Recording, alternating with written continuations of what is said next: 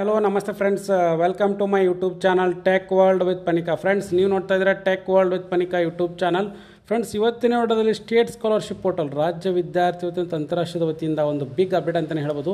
ಈ ಅಟೆಸ್ಟೇಷನ್, ಈ ದೃಢೀಕರಣ ಯಾವ ಥರ ಮಾಡಬೇಕು ಮತ್ತು ಯಾರಿಗೆ ಅಪ್ಲಿಕೇಬಲ್ ಆಗುತ್ತೆ, ಏನೇನು ಅದರ ಕಂಡೀಷನ್ಸ್ ಸಂಪೂರ್ಣ ತಿಳಿಸ್ಕೊಡಿ ಅಂತ ಸಾಕಷ್ಟು ಮಂದಿ ವಿದ್ಯಾರ್ಥಿ ಕೇಳ್ತಿದ್ರೆ ಆ ಬಗ್ಗೆ ಸಂಪೂರ್ಣ ಮಾಹಿತಿ ತಿಳಿಸ್ಕೊಡ್ತೀನಿ. ತಪ್ಪು ಸ್ಕಿಪ್ ಮಾಡಿದ್ರೆ ಪೂರ್ತಿಯಾಗಿ ನೋಡಿ. ಹಾಗೆ ನಿಮಗೆ ಇಷ್ಟ ಆದರೆ ಒಂದು ಲೈಕು, ಶೇರು, ಸಬ್ಸ್ಕ್ರೈಬ್ ನೋಡಿ. ಫ್ರೆಂಡ್ಸ್, 2023-24ನೇ ಸಾಲಲ್ಲಿ ಅರ್ಜಿ ಸಲ್ಲಿಸಿರುವಂಥ ವಿದ್ಯಾರ್ಥಿ ಹೊಸದಾಗಿರ್ಬೋದು, ಆಮೇಲೆ ರಿನ್ಯೂವಲ್ ಮಾಡ್ಕೊಂಡಂಥ ವಿದ್ಯಾರ್ಥಿಗಳು ಅವ್ರಿಗೆ ಏನಪ್ಪ ಅಂದರೆ ಯಾರಿಗೆ ಈ ಅಟೆಸ್ಟೇಷನ್ ಅಪ್ಲಿಕೇಬಲ್ ಆಗುತ್ತೆ ಮತ್ತು ಯಾರಿಗೆ ಫಿಕ್ಸ್ ಕಂಡೀಷನ್ಸ್ ಕೊಟ್ಟಿದ್ದಾರೆ ಅನ್ನೋದನ್ನು ಕೂಡ ತಿಳಿಸ್ಕೊಡ್ತಾ ಹೋಗ್ತೀನಿ. ನೋಡಿ ಫ್ರೆಂಡ್ಸ್, ಈ ಅಟೆಸ್ಟೇಷನ್ ಯಾರು ಮಾಡಬೇಕು ಏನು ಅನ್ನೋದನ್ನು ಕೂಡ ನಿಮಗೆ ತಿಳಿಸ್ಕೊಡ್ತಾ ಹೋಗ್ತೀನಿ. ಮೊದಲನೇದಾಗಿ ನೋಡಿ ಫ್ರೆಂಡ್ಸ್, ಈ ದೃಢೀಕರಣ ಪೋರ್ಟಲ್ಗಾಗಿ ಕ್ಲಿಕ್ ಮಾಡಿ ಅಂತಿದ್ದಾರೆ. ಇಲ್ಲಿ ಕ್ಲಿಕ್ ಮಾಡ್ಕೋಬೇಕಾಗುತ್ತೆ. ಕ್ಲಿಕ್ ಮಾಡ್ಕೊಂಡ ನಂತರ ನಿಮಗೆ ಏನಂದರೆ ಒಂದು ಟ್ಯಾಬ್ ಕೂಡ ಓಪನ್ ಆಗುತ್ತೆ ಫ್ರೆಂಡ್ಸ್. ಅದನ್ನು ಕೂಡ ತೋರಿಸ್ಕೊಡ್ತೀನಿ. ಇಲ್ಲಿ ಏನಪ್ಪ ಅಂದರೆ ವಿದ್ಯಾರ್ಥಿಗಳು ತಮ್ಮ SSP ಐಡಿ ಹಾಗೆ ಆಧಾರ್ ಕಾರ್ಡ್ನಲ್ಲಿ ಇರೋ ಥರ ಹೆಸರನ್ನ ಇಲ್ಲಿ ಟೈಪ್ ಮಾಡ್ಕೋಬೇಕಾಗುತ್ತೆ. ನಂತರ ಯಾವ ಲಿಂಗ ಅನ್ನೋದನ್ನು ಸೆಲೆಕ್ಟ್ ಮಾಡಿ, ಅಂದರೆ ಮೇಲ್, ಫಿಮೇಲ್ ಅಥವಾ ಥರ್ಡ್ ಜೆಂಡರ್ ಅನ್ನೋದು ಸೆಲೆಕ್ಟ್ ಮಾಡ್ಕೋಬೇಕಾಗುತ್ತೆ. ನಂತರ ಕಾಂತಾರ ಕ್ಯಾಪ್ಚರ್ಕೊಂಡು ಎಂಟ್ರಿ ಮಾಡಿ ಪರಿಶೀಲಿಸಿ ಅಂತ ಇದೆಯಲ್ಲ ಅಲ್ಲಿ ನೀವು ಎಂಟ್ರಿ ಮಾಡ್ಕೋಬೇಕು.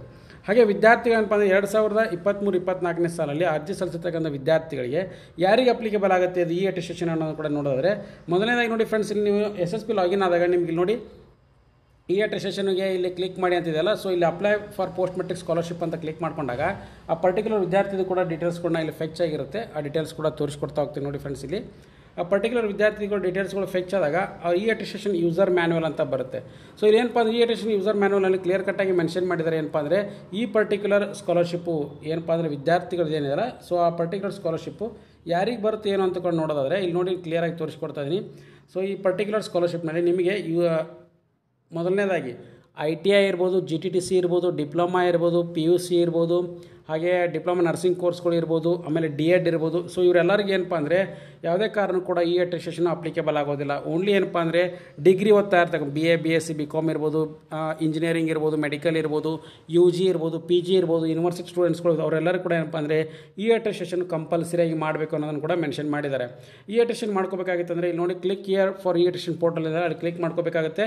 ಯಾವುದೇ ಕ್ಯಾಟಗರಿ ವಿದ್ಯಾರ್ಥಿಗಳು ಇರ್ಬೋದು. ಸೊ ಅಲ್ಲಿ ಈ ಅಟೆಸ್ಟೇಷನ್ ಲಾಗಿನ್ ಆದಾಗ ಆ ಪರ್ಟಿಕ್ಯುಲರ್ ವಿದ್ಯಾರ್ಥಿಗಳು ಏನಪ್ಪ ಅಂದರೆ ಡೀಟೇಲ್ಸ್ SSP ID ಮತ್ತು ನೇಮ್ ಆ್ಯಸ್ ಎನ್ ಆಧಾರ್ನ ಎಂಟ್ರಿ ಮಾಡಿಕೊಂಡು ಲಾಗಿನ್ ಆಗಬೇಕಾಗುತ್ತೆ. ಲಾಗಿನ್ ಆದ ತಕ್ಷಣ ಆ ಪರ್ಟಿಕ್ಯುಲರ್ ಎಲ್ಲ ಡೀಟೇಲ್ಸ್ಗಳು ಫೆಕ್ಟ್ ಆಗುತ್ತೆ ಆ ವಿದ್ಯಾರ್ಥಿದು. ನಂತರ ನಿಮ್ಗೆ ಏನಪ್ಪ ಅಂದರೆ ಕನ್ಫರ್ಮ್ ಆ್ಯಂಡ್ ಪ್ರೊಸೀಡ್ ಅಂತ ಕೊಟ್ಟ ತಕ್ಷಣ ಆ ವಿದ್ಯಾರ್ಥಿ ಯಾವ ಯೂನಿವರ್ಸಿಟಿಲಿ ಓದ್ತಾ ಇದ್ದಾನೆ, ಏನು ಓದ್ತಾ ಇದ್ದಾನೆ ಮತ್ತು ಅವ್ರಿಗೆ ಅಪ್ಲಿಕೇಬಲ್ ಆಗುತ್ತೋ ಇಲ್ಲ ಎಲ್ಲ ಕಂಡೀಷನ್ಸ್ ಕೂಡ ಕೊಡ್ತಾ ಹೋಗುತ್ತೆ. ನಂತರ ನೀವು ಎಲ್ಲನೂ ಕೂಡ ಅಪ್ಲೈ ಮಾಡಿದ ಮೇಲೆ ಆ ಪರ್ಟಿಕ್ಯುಲರ್ ವಿದ್ಯಾರ್ಥಿ ಕೂಡ ಇಲ್ಲಿ ಈ ಅಟೆಸ್ಟೇಷನ್ ಆಫೀಸರ್ ಅಂದರೆ ನಿಮ್ಮ ಕಾಲೇಜಿನಲ್ಲಿ ಒಬ್ಬ ಈ ಅಟೆಸ್ಟೇಷನ್ ಆಫೀಸರ್ ಅನ್ನೋರನ್ನ ಅಪಾಯಿಂಟ್ ಮಾಡಿರ್ತಾರೆ. ಸೊ ಆಫೀಸರ್ ಕಡೆ ಹೋಗುತ್ತೆ. ನಂತರ ಅವರು ಅದನ್ನೆಲ್ಲ ಡಾಕ್ಯುಮೆಂಟ್ಸ್ನ ನೀವೇನಪ್ಪ ವೆರಿಫೈ ಮಾಡ್ತಾರೆ. ಅಪ್ಲೋಡ್ ಮಾಡಿರ್ತಾರಲ್ಲ ಡಾಕ್ಯುಮೆಂಟ್ಸ್ಗಳು, ಅಂದರೆ ನಿಮ್ಮದು ಏನೇನು ಈ ಅಟೆಸ್ಟೇಷನಲ್ಲಿ ನಿಮ್ಮ ಯಾವ್ಯಾವ ಮಾಹಿತಿಗಳಿದ್ದಾವೆ, ನಿಮ್ಮ ಅಟೆಂಡೆನ್ಸ್ಗಳು ಇರ್ಬೋದು, ಹಾಗೆ cash income certificate, SSLC marks card ಇರ್ಬೋದು, ಆ ಸ್ಟೂಡೆಂಟ್ಸ್ ನಮ್ಮ ಕಾಲೇಜಲ್ಲಿ ಓದ್ತಾ ಇದ್ದಾನಿಲ್ಲೋ ಎಲ್ಲನೂ ಕೂಡ ವೆರಿಫೈ ಮಾಡಿಕೊಂಡು ಅವರು ವೆರಿಫೈ ಮಾಡ್ತಾರೆ. ನಂತರ ಅದನ್ನು ಅಪ್ರೂವ್ ಮಾಡಿದ್ರೆ ಅಂದರೆ ನಂತರ ನಿಮಗೆ ಈ ಅಟೆಸ್ಟೇಷನ್ ID ಜನರೇಟ್ ಆಗುತ್ತೆ. ಈ ಅಟೆಸ್ಟೇಷನ್ IDನ ತೊಗೊಂಬಂದು ನೀವೇನಪ್ಪ ಅಂದರೆ ಇಲ್ಲಿ ಪರ್ಟಿಕ್ಯುಲರ್ SSPನಲ್ಲಿ ಏನು ಹೇಳಿದ್ನಲ್ಲ ಫ್ರೆಂಡ್ಸ್, ಇಲ್ಲಿ ತೋರಿಸ್ಕೊಡ್ತಾ ಇದೆ ನೋಡಿ, ಅಲ್ಲಿ ಬಂದು ಎಂಟ್ರಿ ಮಾಡ್ಕೋಬೇಕಾಗುತ್ತೆ. ಇಲ್ಲಿ ತೋರಿಸ್ಕೊಡ್ತಾ ಇದೆ ನೋಡಿ, SSP ಲಾಗಿನ್ ಆಗ್ತಿರಲ್ಲ, ಲಾಗಿನ್ ಆದಮೇಲೆ ಈ ಅಟೆಸ್ಟೇಷನ್ ಅಂತ ಇದೆಯಲ್ಲ. ಸೊ ಇಲ್ಲಿ ಬಂದು ಆ ವಿದ್ಯಾರ್ಥಿ ಇಲ್ಲಿ ನೋಡಿ ತೋರಿಸ್ಕೊಡ್ತಾ ಇದ್ದೀನಿ ಆ ಪರ್ಟಿಕ್ಯುಲರ್ ವಿದ್ಯಾರ್ಥಿದು. ನಾನು ಇಲ್ಲಿ ಒಂದು ವಿದ್ಯಾರ್ಥಿದು ಲಾಗಿನ್ ಕೂಡ ಆಗಿದ್ದೀನಿ ಈಗ ಆ ಪರ್ಟಿಕ್ಯುಲರ್ ವಿದ್ಯಾರ್ಥಿದು. ಸೊ ಇಲ್ಲಿ ಡಾಕ್ಯುಮೆಂಟ್ ಅಪ್ಲೋಡ್, ದೃಢೀಕರಣಕ್ಕಾಗಿ ಬಾಕಿ ಇರೋ ದಾಖಲಾತಿ ಅಥವಾ ಅವರು ಅಕ್ಸೆಪ್ಟ್ ಅಥವಾ ರಿಜೆಕ್ಟ್ ಮಾಡಿರ್ತಕ್ಕಂಥ ದಾಖಲಾತಿಗಳೆಲ್ಲ ಕೂಡ ಇಲ್ಲಿ ಇರುತ್ತೆ.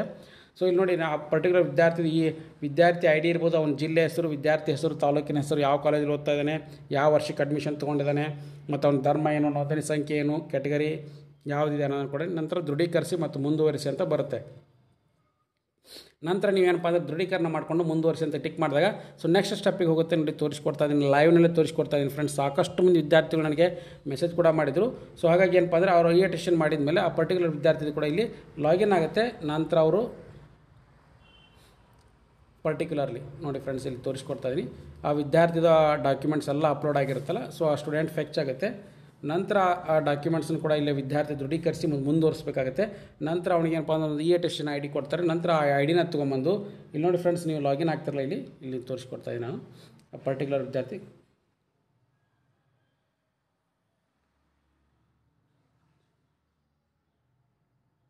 ಇಲ್ಲಿ ಬಂದು ಎಂಟ್ರಿ ಮಾಡಬೇಕಾಗತ್ತೆ. ಇಲ್ಲಿ ನೋಡಿ ಆ ವಿದ್ಯಾರ್ಥಿದು ಈ ಅಟೆಸ್ಟೇಷನ್ ಅಂತ ಇದೆಯಲ್ಲ. ಸೊ ಈ ಅಟೆಸ್ಟೇಷನ್ ಅಥವಾ ಅಪ್ಲೈ ಫಾರ್ ಪೋಸ್ಟ್ ಮೆಟ್ರಿಕ್ ಅಂತ ಕ್ಲಿಕ್ ಮಾಡ್ಕೊಂಡ ನಂತರ ಇಲ್ಲಿ ನೋಡಿ ಫ್ರೆಂಡ್ಸ್, ನಿಮಗೆ ಇಲ್ಲಿ ಇಲ್ಲಿ ನೋಡಿ step 3 is related for reattestation and it is disabled ಅಂದರೆ ಇದು ಅಪ್ಲಿಕೇಬಲ್ ಯಾರಿಗೆ PUC ITI GTTC diploma polytechnic diploma nursing diploma education diploma paramedical diploma pharmacy ಸ್ಟೂಡೆಂಟ್ಸ್ಗಳು ಇವ್ರು ಯಾರಿಗೂ ಕೂಡ ಅಪ್ಲಿಕೇಬಲ್ ಆಗೋದಿಲ್ಲ.